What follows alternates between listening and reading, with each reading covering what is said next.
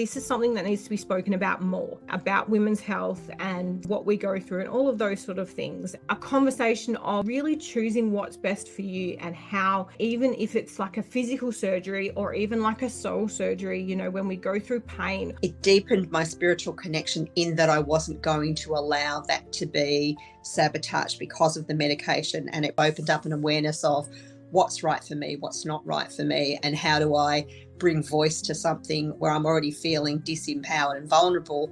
Where's my chance to speak here? It's the holding on that creates the suffering, and it's the let go that is so liberating. And so many times we're afraid to let go because we don't know that path, and the unknowing can be scary, and the unknowing is where we experience the most growing.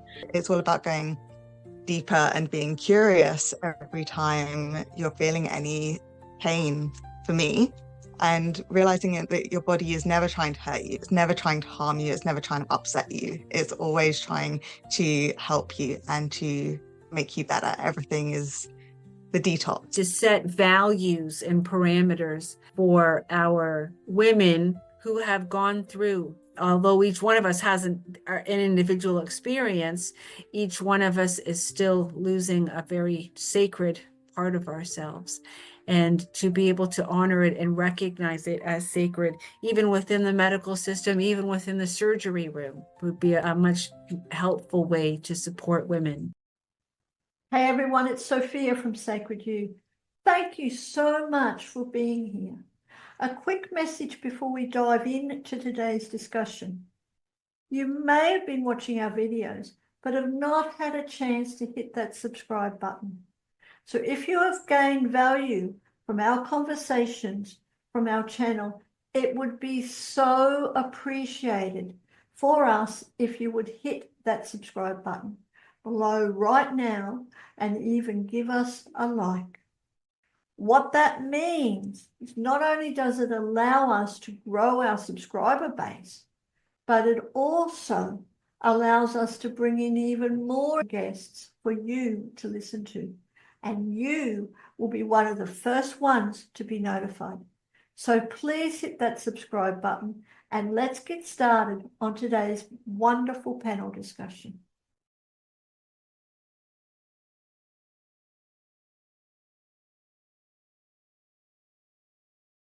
Okay, so welcome to today's wonderful Ignite Your Inner Power panel discussion. We have such a great topic, which I'm really honored for the beautiful Skye Baxter, who is facilitating today's soul surgery, Awakening Beyond the Body. Skye, like I said, I just want to honor you, because I know this is going to be a little bit, this conversation is going to be personal. We're talking from our raw experience. So thank you. Also want to honor these other beautiful women who are joining us from all over the world. And now, Skye, I'm going to hand it over to you and I will be back at the end. Thank you, Sophia. Thank you so much for introducing. As Sophia said, my name is Skye and I'm really excited and honored to be facilitating this panel today. In a moment, I'm going to go around the room or go around the Zoom room and get all my beautiful panelists a moment to introduce themselves, where they've come from, what they do, where their passion is. But before I do that, I really just wanted to jump in and just give a little bit of an explanation. I know when I put forward this panel, I think at the start of the year or just after the start of the year, we had a couple of name changes, there are a couple of things, and it hit a couple of people in the feels. So I wanted to take a moment and explain where this discussion has come from and why. So at the start of this year, I chose to go and have a hysterectomy. And I chose that for a better quality of life after I had a failed ablation. So 14 months prior, I had to have a surgery where I had to have an ablation due to adenomyosis. I had polyps in my uterus and cysts all over my ovaries. And that ended up failing to the point where I ended up in more pain. And so I made the hard decision as a woman to remove my uterus.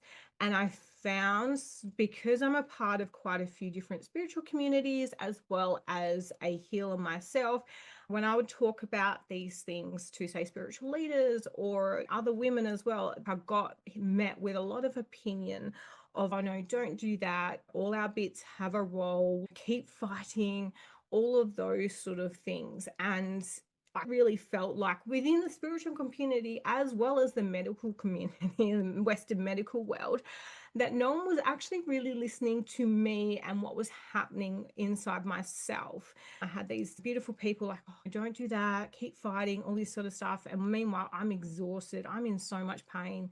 And then I've got gynecologists trying to talk me out of it because of my age and everything like that. And when I kept fighting and I said, no, this is a decision I've made, I still felt like I failed a little bit, like took the easy way out or anything like that. But what I found really interesting is when I opened up and said, and I like let, my community know this was my decision and I was taking some time out to heal, I had so many other women come to me and go, hey, can I share my story about this? And it's like all these other women had similar surgeries. And I was like, wow, this is something that's not really spoken about. This is something that needs to be spoken about more, about women's health and what we go through and all of those sort of things. And then on top of that, after I had the surgery, about 4 weeks afterwards, I felt this massive channel open up within me. And I reckon it was due to the fact that sort of really damaged part of myself was physically now removed. I could hear all my guides loud and clear. It was so bloody noisy. And but I went into I did the thing that everyone told me not to do. And now I'm having this positive experience. What's wrong with me? Kind of mentality. And I went down the rabbit hole and I was reading so many other stories of women healers and spiritual guides and all of those sort of things who had similar experiences when they had removed the damaged organ, that the pathway to being able to hear and listen and their healing abilities just become a lot stronger and a lot cleaner. Not so much as a conversation of, hey, let's all go do this for funsies, but a conversation of really choosing what's best for you and how, even if it's like a physical surgery or even like a soul surgery, when we go through pain. Or I'm also now, I started 18 months ago, before I even had the hysterectomy, I started menopause. And that is an initiation in itself as a spiritual awakening, because everything that we have suppressed comes up and goes, I'm here, let's look at it. I can see Karnie like, yes.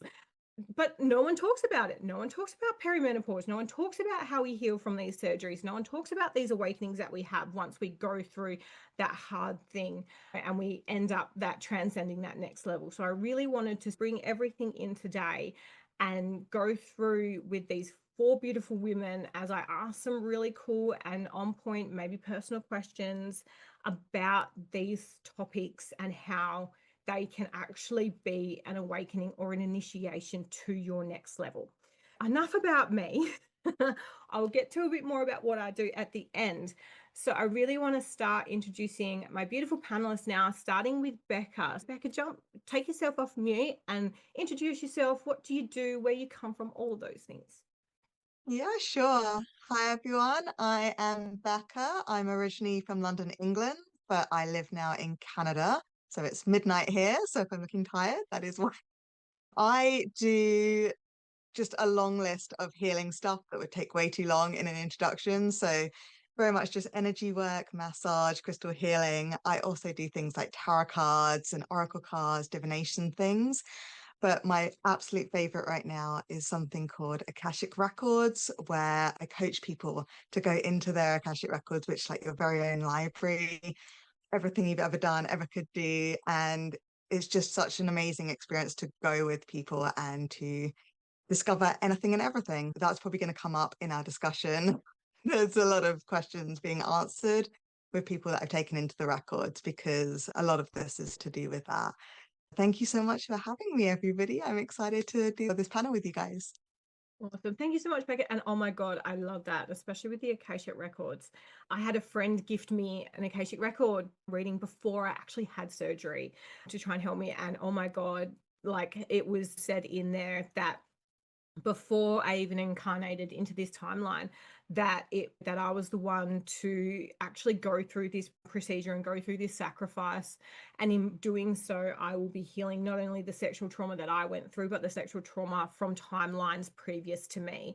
And that really helped settle everything down. So I love that we've got a beautiful Akashic record reader here, because that just, really blew my mind when I learnt that one. Now, I'm going to try my best. My pronunciation is not the best. Janaki, is that correct? That's really close. Yes, Janaki. Yeah. Awesome. Yes, I'm Janaki with Bhakti Light, and I am a sound weaver, a soul seer, and a quantum igniter. I love serving as a muse, a mirror, a messenger, and a mentor. My joke is I say I bring that back in your life. And so I am very passionate about bringing ourselves back home into our bodies, by allowing ourselves to integrate both worlds. And what I've received is, through integration, we're here to experience this perceived idea of separation for our truest integration of the ultimate liberation. And that's what I do. And who I am is ignite our God spark within our heart. And it's our God self within ourself, not the separation of. And yeah, I can share more later. Thank you so much. I love that. That's so epic. And Karnie, did you want to jump off mute and introduce yourself, please? Okay, my name is Karnie. I'm a complex trauma therapist working with inner child wounding, energy alchemist, soul whisperer, shadow whisperer. I also am a Reiki master and an NLP practitioner. And I'm very excited to be here today to be chatting about this topic that is actually a very different topic to the topic I thought I was signing up for. But I'll share that later. Yeah. Thank you. No worries. I'm so good to be like, yeah, this is it. And fellow shadow work and shadow whisperer, I love it. And Sheila, would you like to jump off mute and introduce yourself? Thanks. Hi, everyone. So I am from Canada as well, in Ontario, and it is midnight. I have a little energy healing business here in my home in our little downtown community. I'm a Reiki master as well as that NLP practitioner, Karnie. I have that as well. And when I heard you say it, I thought I really need to incorporate that a little bit more than I think I am at this point. And so what I do is also called the emotion code, body code, and belief code. And this was a series of offerings put together by a doctor who you connected the subconscious mind, and to be able to release the things that are blocking so that more energy can flow through more freely. So I'm really looking forward to contributing to this and to hearing what we all have to say here. Thanks, Skye. Thank you. No worries. Thank you, Sheila. Thank you, everyone, for jumping on here with me today. And we're just going to dive right into it with question number 1. How has your physical healing journey mirrored or triggered a deeper spiritual awakening? Sheila, you're off mute, so I'm going to start with you. And yeah, I'd love to hear your view on this.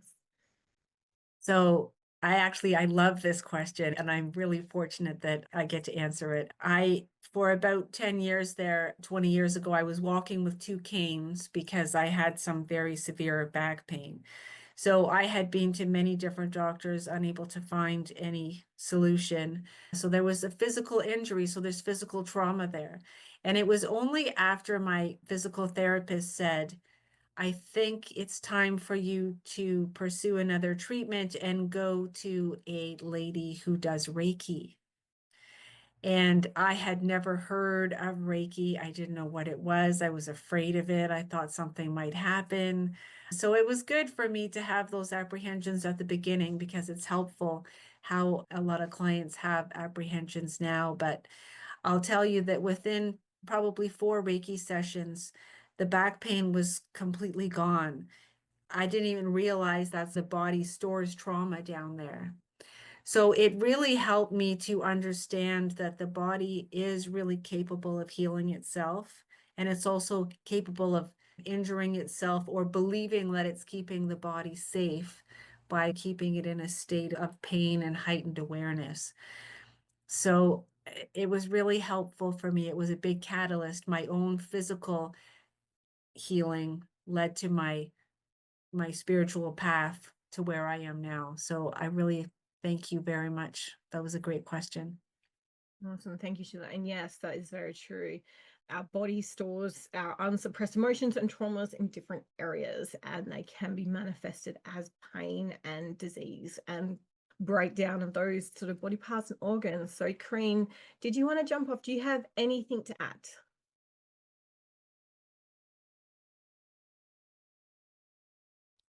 So first of all, I just want to share that I did get slightly confused about the topic, which I mentioned beforehand. I thought I was signing up for something about spiritual surgery, as in removing energetic awareness within a body that then changes the metaphysics. And so I had to go research a lot of my friends. But when I have a look at my own life, I don't have anything to share in relation to female issues predominantly. But other than every single one of my births, had it not been for modern medicine, I would have died at. So there's got to be a past life connection there. And I've already had one past life regression where I've gone into that. So I found that kind of fascinating. But for me, when I broke my elbow, what would it be, 15 years ago now, I found that after the surgery, the painkillers they gave me absolutely messed with my head. I couldn't maintain a connection with spirit, and it was really distressing. So I chose to go off the medication after one tablet, and I had 5 people sending healing to me, despite the fact that I had metal plates put in my elbow, 4 of them. I didn't have 1 ounce of pain, not one, which I find fascinating. What it did do, though, was I slept an incredible amount after the surgery, and I think it was just removing all of the anesthetic and the effects of that from my physical body. So yeah, definitely it deepened my spiritual connection in that I wasn't going to allow that to be sabotaged because of the medication, and it opened up an awareness of what's right for me, what's not right for me, and how do I bring voice to something where I'm already feeling disempowered and vulnerable. Where's my chance to speak here? Yeah, I'll leave it at that. I love that. That's amazing. I have a beautiful girlfriend who, yeah, not so much going through surgery, has been being pushed to go on medication, and same thing. She's taken it and went, nope, I'm not doing this. We're on a sort of bit of a pathway together to try and find a nice balance of some sort of more herbal balance remedies. And yeah, that's it, more like spiritual connection. So she doesn't lose that channel that she found when she was on the medication. And Janaki, do you have anything to add with how is your physical healing journey mirrored or triggered at a deeper spiritual awakening? I have many. I walk, breathe, live the journey of an alchemist. And so I have had so many opportunities turning massive perceived wounds into wisdom. Although I will say one of the biggest ones is when my son's father, when he died in a car accident at the end of January. And what it was, the whole everything came into this. Like I was reading Sophia codes right before and reading the passage about grief being the initiation. I remember putting the book down 3 days before this happened. And I go, okay, God, give me courage for whatever. And I know you got me, because I felt it in my body. I'm like, what's about to happen? And when I found out, what it did is his death turned me on in ways I didn't know I was turned off. He was my first love. I met him at 14. And so I had so much of myself wrapped up in my experience with him, and I shut it down and put it in a vault. So when he died, it all came up. And so what I say is it was an initiation that rooted me so deep into my being, so deep into love, so deep into compassion, and really connecting, allowed the perceived veil of separation to become thinner. And so I connected with him through my tree in the backyard. And every time I would speak, a leaf would fall, and I'd say, okay, if you're here, have a leaf fall on my yoga, and then the leaf would fall. I'm like, okay, on my yoga mat. Be more specific and play with it in the cardinals. So it really gave me a deeper initiation, really rooted into my being. And grief is in waves. Grief is in waves. And I'm like, oh, here we go again. Here's another one coming in.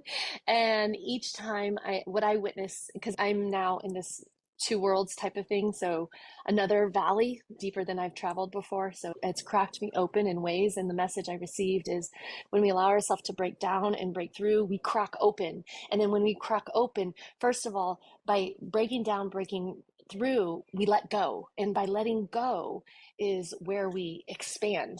And so I remember asking and having curiosity, because I have a lot of curiosity. And I was like, so many people say death is about sorry for your loss. And I'm like, we're all energy. Energy never dies. So it's more of a let go. It's more of let go of the identities, the stories, all those things that we have tied with that individual when they're not here in the physical. And so I use the tree analogy.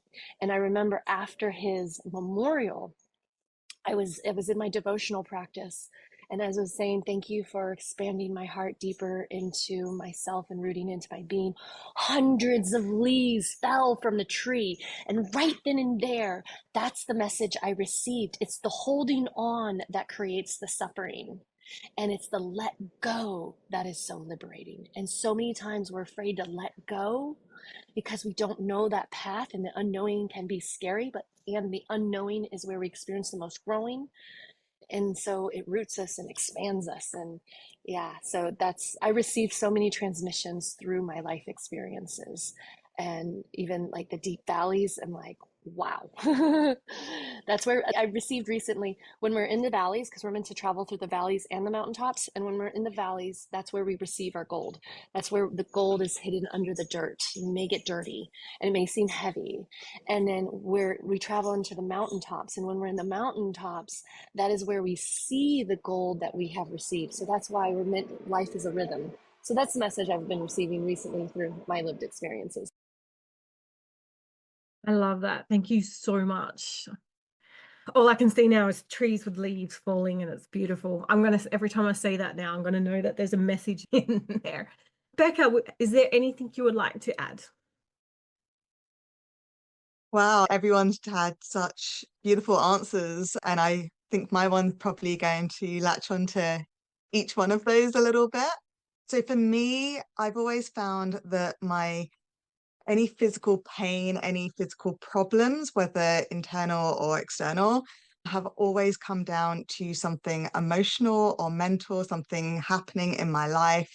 I can always if I take the time to pause, I can pinpoint that it's not actually this physical thing, really. It's actually stemming from my body trying to communicate that something else is wrong. Like someone in my environment is not so good for me, is something toxic or just taking advantage, or I'm getting emotional or upset about something, or I'm working myself up, I'm getting nervous or scared about something. And so my body is physically reacting to that.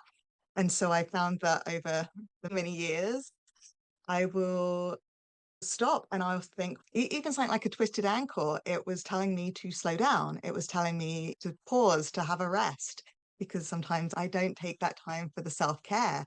And so a lot of the time it is my body just trying to talk to me. And I think that's something that a lot of people don't realize, that even something like a cold is trying to tell you something, and your body will get progressively worse and worse, trying to tell you, trying to get your attention, trying to get you to stop or to just understand what it's trying to communicate to you. So rather than just, oh, I've got a headache, I'll just take a pill and not think about it, you can still take the pill. But first off, why are you having that headache? What's it trying to communicate to you? What's the reason that it's there? Are you anxious, or does your body want you to go to sleep? What is it that is actually happening for you? So it's all about going deeper and being curious every time you're feeling any pain, for me, and realizing that your body is never trying to hurt you, it's never trying to harm you, it's never trying to upset you, it's always trying to help you and to make you better. Everything is the detox, right? The warning. It's never anything trying to harm you and hurt you. Yeah, most definitely, Becca, and I love that. And that has the underlying message of anything that is perceived as negative, there is always a positive underlying for it. And yeah, even because you said with the colds, and that just reminded me, I remember hearing I think I was like on a podcast or something years and years ago.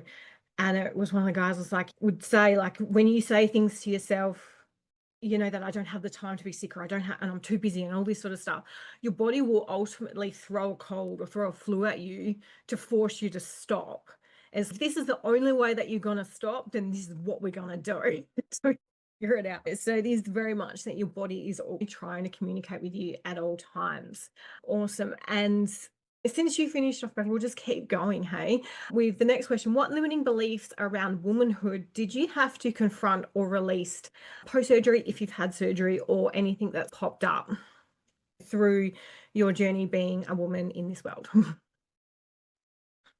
Yeah, so I haven't had any women's surgery. I've been quite lucky that I've only really had like wisdom teeth out and like a local one where they were getting this thing, the capillary thing. But so surgery, no, for me. But for me, I guess it was always coming to terms with, we're always told what womanhood is. We're always shown through celebrities or just images of things. This is what a woman is. This is how a woman behaves. This is what her body type is. This is how she is, like in personality. This is the beauty. This is what a beautiful woman is, kind of thing. And so a lot of the time, it's very much about, that's not what womanhood is. Womanhood is what you are. If you are a woman, you are womanhood, right? And so your impurities or your imperfections are your perfectionism. That is your beauty.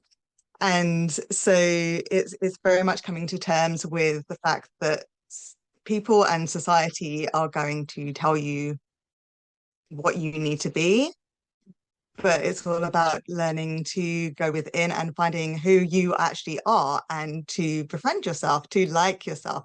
And even the negative sides of you are still what makes you you, the things that make you beautiful and the things that make you a woman.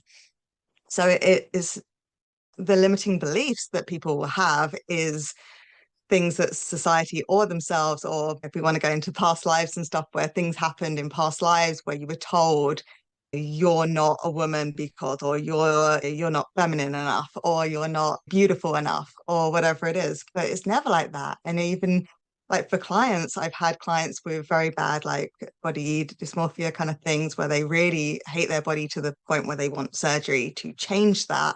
And we've done things like past life stuff, or we've done things where they've come to terms with the idea that their soul is that forever thing. Their soul is that beautiful essence that is eternal, and their body is just this temporary home. It's just moving house in this life kind of thing.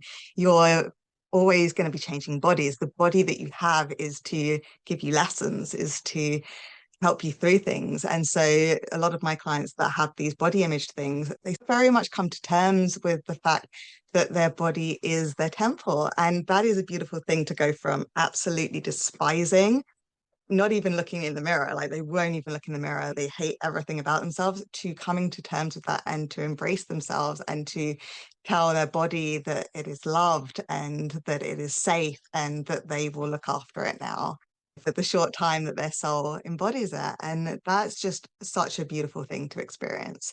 So I've just gone off on a tangent. I apologize. But yes, that was, I guess, the answer to that question. That's okay, Becca. I live in tangent land, so we're all good.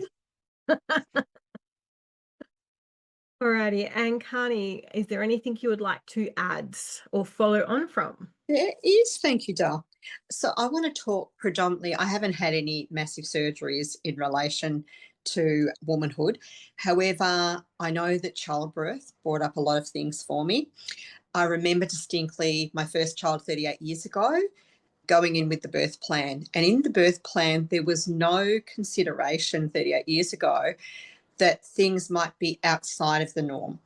And until I got preeclampsia, and until my daughter's heart rate dropped, and until I had to have a Caesar with an epidural. But that hadn't even been a consideration for me. It certainly wasn't anything that was mentioned even really as a possibility. Like, I think it was there. The only thing I remember being told was that it was my birth and I had a right to choose what I wanted. So when the anaesthetist wanted my husband to leave the room, I said no. And he looked at me because he was beyond his comprehension that I would say no. And I said, if you can't do it with him in the room, then I don't have confidence in you. I need another anaesthetist. And so they actually got me another anaesthetist, and I had the most beautiful man afterwards. But I remember feeling for a very long time after that as though I'd failed. And I think that triggered postnatal depression for me. I just didn't feel like I'd cut the grade. Now, the interesting thing is 38 years down the track with a whole heap of life experience behind me, I know that was a belief system that I'd already carried from childhood, and this was just that playing out. You know, it was just me bringing that awareness into a physical form. So that's interesting as well too. But as I said, I would have died in each of the 4 births. When I spoke to the women in relation to their own surgeries, one of the things they spoke about was that it was incredibly frustrating to have people not hear them, particularly in the medical profession, and particularly when there were so many men who didn't appear to have an understanding of a female's body, or that things could be generalized. So 2 of them were told things that were complete contradictions. So one of them was told that if she had an IUD put in afterwards, that everything would be fine. She went into a full-blown labour and had massive issues because of that. And I just think you've got to be really careful about what you generalise in. But she said that, or the 2 of them said that when they actually got that medical profession who helped them to be seen and heard, and to know that they weren't crazy, know that they weren't a whinger, know that they weren't a sook, that was just the biggest validation of all. And when after the surgery, when there was all of this evidence that was then on the table of, oh my goodness, your endometriosis was so full blown, no wonder you've been in pain, that was incredible validation for them. Too late, but it actually did help them in the recovery process. Both of the 2 women I spoke to who had hysterectomy said it gave them their life back, and that one of them literally gave her life back. She would have died without it. The other one said her life was able to take on a whole new meaning, and she was able to do things that she wasn't able to do beforehand. She was talking about bleeding every single day of the week, bar 6 weeks in a year. So 330 something days of a week where you're bleeding to the point, and she was talking about changing her pads every 2 hours. Like, I can't even comprehend how difficult that would be to live a life on those kind of terms. Yeah. So I think for them, it was certainly a very positive experience. Thank you. No worries, thank you. And I love that you went out and also asking questions to friends and other women that have had this surgery, and I love that. And I can completely agree. It definitely gave me a point of value of my life back as well. And that was the part of me, was the fact that I got to be a lot more present. I have 2 small children. I have a 9 and 11-year-old, and for a lot of years, especially my 11-year-old, if he'd found me curled up on the couch or hunched over a bench top or something like that, he would run straight away, without being asked or anything like that, and would go and heat a heat pack up and bring it to me. And that's how much they got used to me being in pain, which was really quite hard as a mum to go, they shouldn't have to be doing this. And that was the thing, when I had that gynecologist come in and go, oh, you look really healthy. What the hell's going on? You're like, you kidding me, dude? Come on. And that's what I said. I want to become a parent. Again, I need to be quite present in their lives. I'm quite not present because of how much pain I'm in. So yeah, it is that with all the women that I've spoken to, I think there's only been 1 or 2 that have turned around and gone, look, I wish I didn't do that. But again, that is because they've had misinformation. Yeah. I think the thing that really surprised me, Skye, was how many women wanted to speak about it. I put up a post, and within an hour I had 12 people inboxing me about their stories. Yeah. And I'm like, oh, this is such an area that I haven't even looked at as needing to be spoken about. That really blew me away. Definitely, it is definitely one of those things that is unspoken, or no, because your birth story, and essentially when we go and do these things, it's, oh, I failed, or there is a part of me that feels like that. And Sheila, do you have anything to add? I do have something a little different. As far as the female surgeries, I was told that I have fibroids and that I have to have them removed.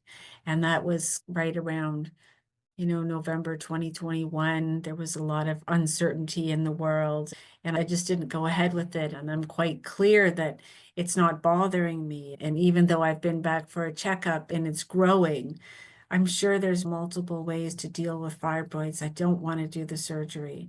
And I've got other women, older women, I guess, in their 70s and 80s, really saying how absolutely imperative it is that I have to take this very seriously, really need to get that surgery. And they've talked me into maybe thinking about doing the surgery. It's all an individual choice, of course. And I've heard wonderful things about people who have the hysterectomy. They often wonder why they waited for so long. My mom had that surgery. She was in her 40s and she wasn't maybe resting enough so that her uterus or her bladder was hanging out, so that she had to have kind of the mesh, like the bladder repair surgery, to put it back up in there. When I was hearing earlier, that was where my mind went, because that's what my experience is with the female surgery. And so I do have some choices to make going forward. And I think I absolutely love when women are able to support each other based on our own individual decisions. It's really remarkable. And I've loved listening to you ladies. My own birth stories were really interesting, and in the big picture, good. And so there was no surgery needed there as well. And I learned a lot. The medical system might not be what we thought it might be. So their demand for surgery might cause us to have second thoughts. Thank you. No worries, thank you. And that's it. You ultimately know what's best for you within, and you can take that knowledge and make that best decision for you. And Janaki, do you have anything else to add before I move on? Yes, I will add, although I'm going to take a different turn with it because I have no experience with this. Although, what I have witnessed as far as is the multi-dimensional being that we are, especially our chosen avatar of being a woman. And it's that, like, I discovered this. I facilitate I am journeys, and so I was facilitating I am my mother's divine love. So we got to go into the cosmic seed of creation, into divine mother's womb, and birth ourselves. And so the thing that I got to witness from that experience, and I also got to embrace fierce mama bear. And that's something that I had a lot of fear around, because that was the projection that my mom showed up as sometimes, and we're not getting the story. And so anywho, I was afraid to be that. And I remember I chose to be the people pleaser when I was little and try to keep the peace. And so now I tell people, I said, this may, especially with my husband, I'm like, this may trigger you, and I'm here to speak my peace and not keep the peace. And so, like, really embracing the multi-dimensional being that we are, that has been a new discovery for me. And fierce mama bear, that's what I discovered. And it's divine mother that stops wars, because it takes the fierce and the compassion simultaneously. And so what I find, the more I embrace all that we're talking, when I say multifaceted, I am in my journey of embracing my whole full soul, my temptress, my seductress, the siren, the muse, like all of these things coming in at once, divine mother, inner child, goddess, priestess, like it's just all of it coming in. And so that's something new in my journey, because I thought you had to be this certain way as a woman. And like my husband would say, your mom always called you an angel, and I see you as a volcano waiting to erupt. And so that's what I discovered, is we're actually meant to erupt, whether it's through anger or an orgasm. It allows us to expand, or grief, or however, there's many ways of eruption. And so that's what I've discovered, and in our human journey. And then also when I've also discovered is when I am fully centered and grounded in presence, this is like my calm ecstasy. Eruption isn't even necessary. So it's honoring every aspect of ourselves and remembering that we're already spiritual beings. We don't have to try to be. We're here to simply have a human experience. And that's what I stand for, is like embracing our full whole soul, the hue of the man, all the rainbow colors and shades, while being divinity embodied. It is such a, I'm going to say it, a fucking fun journey. It is a wild cosmic ride. And I believe right now, more so than ever, like we are having these quantum initiations that are rooting us through our lived experiences, because that's why I've discovered like my I am journeys are so profound and massive transformation, is because the words that come through me are not words. They're not something I know. It is something I trust and let guided through me, and they're from lived experiences. And so when we share from lived experiences, you're sharing from your heart, the authenticity, the vulnerability, the bridge of connection, and they're felt and they become vibrational frequency. So that, like I said, it was going to be taking a different turn. And one more thing that I have discovered that's really, actually really important. I used to wait for my husband to wake up. I'm like, come on, catch up, kind of thing. And not necessarily catch up, but, and then after that, I am my mother's divine love, I witnessed a quantum shift, things that I never got to experience from my husband. And I'm like, wow. And he said he got to connect with his birth mother because he's adopted. And so that's the message I received, is it's about the divine feminine coming home. And the sacred structure is about the feminine is the safe. The masculine is the secure, because we see our world as we see ourselves. And the inner Christ child, bringing and birthing in Christ consciousness, is a sovereign being. And that, what I see, is the holy that's what was birthed through me after it's like this whole prosperous portal, and I got the downloads of it and been in creation. Like I'm saying, it's coming back home. It's all of us coming back home, not waiting for someone. And as we raise our standards, that's the fastest way we elevate. And that's what I'm witnessing. I used to try to low down to my husbands and try to like, come on, let's get up. And that was the savior role. And when we become the sacred supporter, we honor someone where they are in their journey. And you know what? This is where I am. I'm going to stand firm, and you can rise with me if you choose. So I wasn't expecting that. All right, thank you. And I definitely love the different takes and turns that this conversation brings. All righty. So being very conscious about time and the fact that two of my beautiful panelists, it's like midnight for them. So I'm going to just throw singularly questions at people now rather than going through the room. Karnie, actually, I want to ask this one of you. You've done lots of research. You've asked questions, but also with your birth stories. How can we reframe surgeries, like even if you've had in birth or in hysterectomies, from loss to a rite of passage or initiation? Okay. One of the things that I'm really aware of is that there is a physical similarity between the shape of the throat chakra and the uterus. It's actually quite similar in its shape.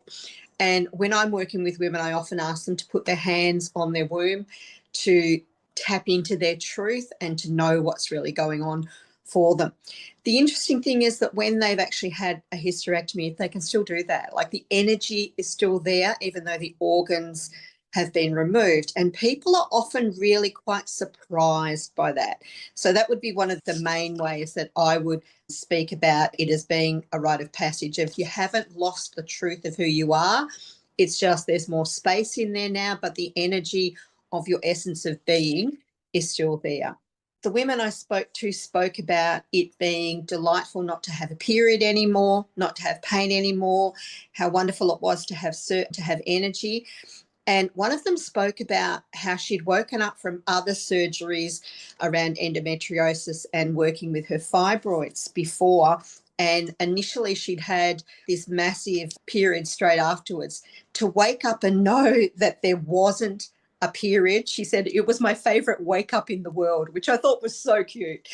Yeah, they just spoke about being so surprised by what normalcy could feel like, because their idea of normalcy and what other women might be experiencing was so different. And I was able to say to them, I'm fascinated by what you've got to share, because I've never experienced anything like this. This is a whole new world to me. I've heard other women talk about their challenges in this area before, but it's not my experience. So I actually cried when they told me, because I could feel how intense it had been for them, and all I could see was their warrior side. They also spoke about the financial improvement. The interesting thing that I found coming out of it was both of them have become advocates for other women, and they now will open up those portals of communication with other women. One of them also spoke about how the Red Tent group had been really helpful to her. And I started laughing and said, oh my gosh, I've actually paid for my entire facilitation course for Red Tent, and it's just one of those things I haven't got to yet. And she's get your butt into gear. Yeah, so that'll be the next thing I have to tackle. It's just fascinating what it opens up from a conversation point of view, and how excited people are, women are, to talk about an aspect where they felt so vulnerable and they felt it's difficult to talk about. But when someone asks the questions, like, there was this incredible excitement to share. Like I said, 12 people in an hour, that's pretty huge. Yeah, most definitely. And it is, I think a lot of women get shun, shame, I don't know which word you would use for it. Well, no, we don't talk about this. It's like the whole period thing. We don't talk about a period. It's something that is kept in the dark, it's kept in the hidden. So yeah, I think when someone goes, hey, I'm actually really curious about this, it does open up a lot. Go, oh yes, let's talk about it in a safe space where, you know, because someone's asking the question of curiosity, there is no judgment or anything like that's going to come down. And I love that. Becca, what are some spiritual or emotional tools that have helped you integrate the experience and come back home to yourself, either for yourself or people that you've worked with? Yeah, so there's so many, right? And so the best ones that I found, so let's go with the like hysterectomies and other women's stuff. A lot of women now are turning to things like womb work and stuff like that, because it's just, first off, it's working with your womb, and whether you physically have the uterus or not anymore, you still have that energetics there. So you still have that connection to the divine or to the Mother Earth or whatever.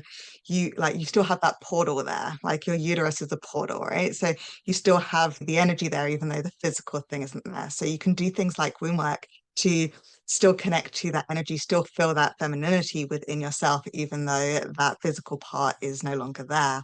A little bit like when people have a limb missing and they say, oh, my foot's itchy, and you don't have a foot anymore. Like, it's that kind of thing. You still have that energetic part of your body. So yes, so womb work is a fantastic one. Like I said, not just because you're working with that energy, but because you're working with a sisterhood, right? You can do it by yourself, but a lot of people like to do it in a circle of women, and where women can share their experiences and where women can be there for each other and hold space for each other. And as we were saying all earlier, it's so important for women to just hold space and to be there for other women, whether we agree with their decisions or not. It's not our place, because what's good for me is not going to be good for any of you, and the other way around, right? We need to not have that judgment. We're pitted against each other more often than not, when really it should be the women coming together to help with birth, to help with traumas, to help with all of these parts of being a woman. Like, when you first get your period, a lot of people have horror stories with that, because they're not taught anything good about it, or they're told, oh, you're going to have pain every month now and you're going to be really moody, and you're not taught that it's that this actual empowerment thing is where you are most powerful. It's where you can really dive into your femininity, whatever that looks like for you. Anyway, the other tools would be things like Reiki is extremely good, whether you're doing it for yourself or you're getting it from someone else. You only need a level 1 to do it on yourself. So I always encourage people to at least get their level 1, because you can just have such a connection with your own healing. You can take that power back. It's your spiritual first aid. So that's always one that I really encourage people to do. Obviously, Akashic Records, I will always say that is good for anyone and everyone. You can be a complete atheist, you can be really religious, or you can be super spiritual, or anything in between. It doesn't matter. It's your soul. We can go there. We can sort out all your blocks and your traumas and your healing from wherever that stems. And finally, and most importantly for me right now, because it's my journey literally at the second, is self-care and self-love, because I really neglected that. And that's one of the reasons why there was issues physically with my body, or the way that I felt to be feminine or woman or whatever, all of these things, because I wasn't actually doing the self-love work. I was telling my clients to do it, but I wasn't doing it for me. Self-love, self-care, self-worthiness, all of this stuff, it doesn't have to be this huge, great ritual that you do on a daily basis, although that is good too. It can literally be to get out of bed, to drink some water, to brush your hair, have a shower. It doesn't need to be anything massive. It just needs to be showing yourself that you do care about you and that you do love your body and you do listen to it. You do enjoy having it and you do appreciate it. I love that. So good. Alrighty. And who am I going to choose? Alrighty. So, Sheila, in what ways can society better support women through these major bodily transitions beyond just medical recovery? Yes, there we go. Thank you. Yeah, I really love this question because I think as we're noticing the world is shifting right now. And so we're becoming much more conscious and much more aware of each other and humanity. So that as things begin to shift more and more, becoming more and more inclusive, more and more considerate, there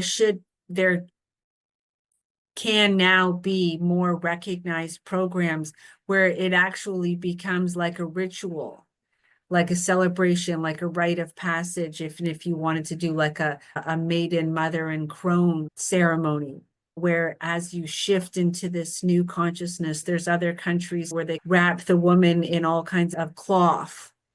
And that as one by one, as they remove each layer of the cloth, there's this rebirth.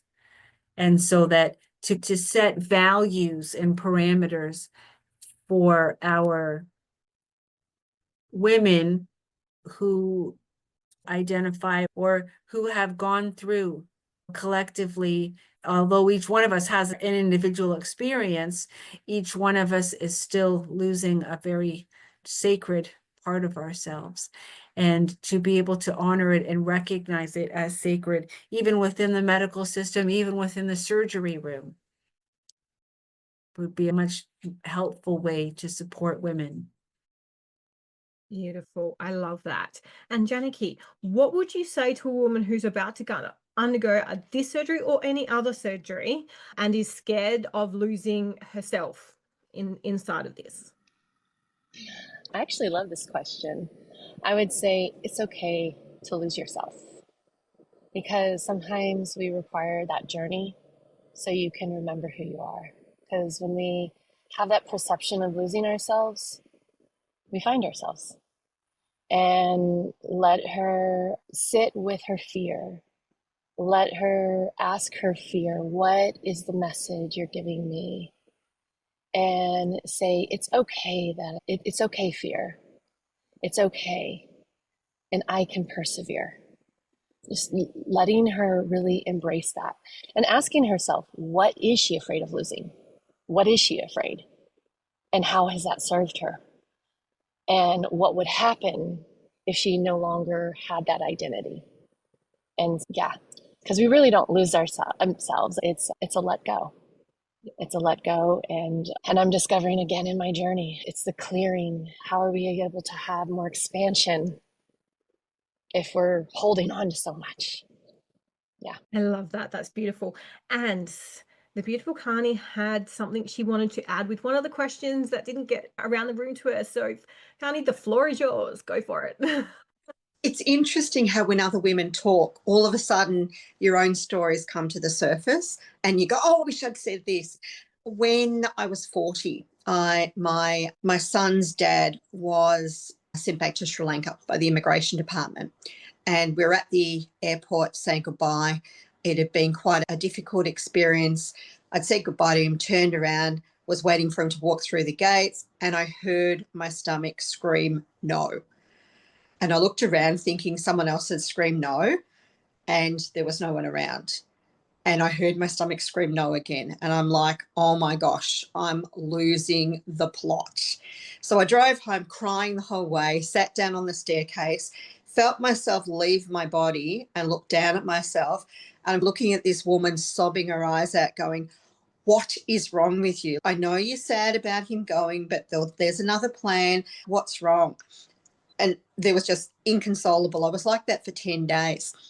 And then my best friend said to me, is there any chance you could be pregnant? And I said to her, no, don't be ridiculous. I'm 40. There's no chance. You know, that it's very unlikely. She said, I heard unlikely rather than no chance. How about we go and get a pregnancy test? And of course, what had happened was I was actually 3.5 months pregnant. And it was my son in utero that had communicated with me. And he had this massive soul hole around his dad going. And I think for me, even though it's not a hysterectomy, it was the most amazing awareness of how deeply our body does communicate to us when we listen, even if we think we're mad. It was very nice to know I was pregnant rather than insane too. That was the biggest part of the celebration. Yeah. Most definitely. And yet through all of changes, when we become really aware, it does help that. And I think even for myself, like going through menopause at such a young age, becoming really aware of, because yeah, there was a period of time like when they told me about this and I'm like, I'm going fucking mental right now. I'm not normally like this. What the hell's going on? Type thing. And it was like that whole, no, I had to take that step back and actually listen to what was going on inside my body and what it needed in that time and space. So thank you so much for all these beautiful women have jumped on to have this conversation with me, because it, as I said, when I put this out there, it was one that were like, a lot of people like, nope, we're not talking about that. So I commend all of these beautiful women. 2 of them are from Canada, that it's midnight for them. It's literally like lunchtime for me and it's midnight for them. I really want to honor and I really commend everyone for coming in and having the courage to talk about these different aspects of womanhood and how they look for everybody else. I'm going to call Sophia back now so we can do the wrap up process. Yeah. And ping, there she is. Thank you. And oh my God, can I say that again? Oh my God, what a wonderful and incredible conversation. I'd just like to honor everyone. And I know now it's 1 o'clock in the morning for Becca and for Sheila. So thank you so very much. I've been sitting here and it's just amazing. And for everyone who is watching or listening to us today, do yourself a favor, 2 favors. One is listen again. And 2 is click on the links below to reach out to all these amazing women who have just given up their time to share their most vulnerable experiences and other people's experiences. So I just want to thank you, really thank you. And if I can just put in 2 cents worth, because of the surgery and the experience that I've been through, including hysterectomies and so much pain with other things, one thing I can recommend is the amazing sound healing. For me, sound is my medicine, and Janaki here is the host of our Sounds of the Soul tribe. So Janaki, very quickly, would you just like to share a little bit about your tribe?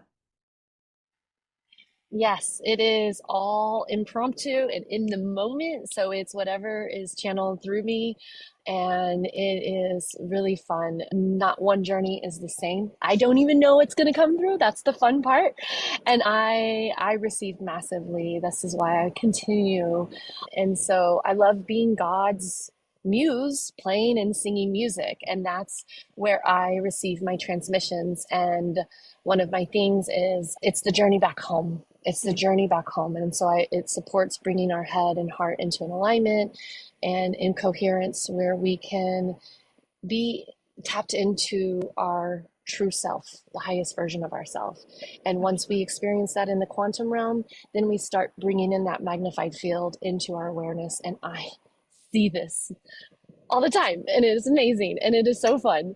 So yeah. Thank you. And not only is it is absolutely so fun, but it is so beneficial, especially if you're experiencing any type of pain, physical pain, emotional pain. I said, for me, sound is my medicine. I have not had to take any pharmaceutical medication for a long time because sound heals. In my experience, other people experience other things, but in my experience, sound heals. So come and join us. Come and join Janaki, Sound of the Soul Tribe. Come and join us for all our other panel discussions. We've got wisdom circles coming up, all they are. We have got archetype circles that are about to come up too. So do come and join us. You can just check us out at Sacred U, that's the letter U, .love. If you put /join free, you can join us in our village for free, or join us as a community member and experience Janaki's sound healing plus so much others in person, online, but in person. Does that make sense? Online, but in person. So in the Zoom room for just $1, and then after that, it's only $15 a month. Do come and join us. We've got so much more. And again, I'd like to just really thank everyone for being here, and we will see you next time for another wonderful panel discussion. Thank you. No worries, guys. Thank you so much.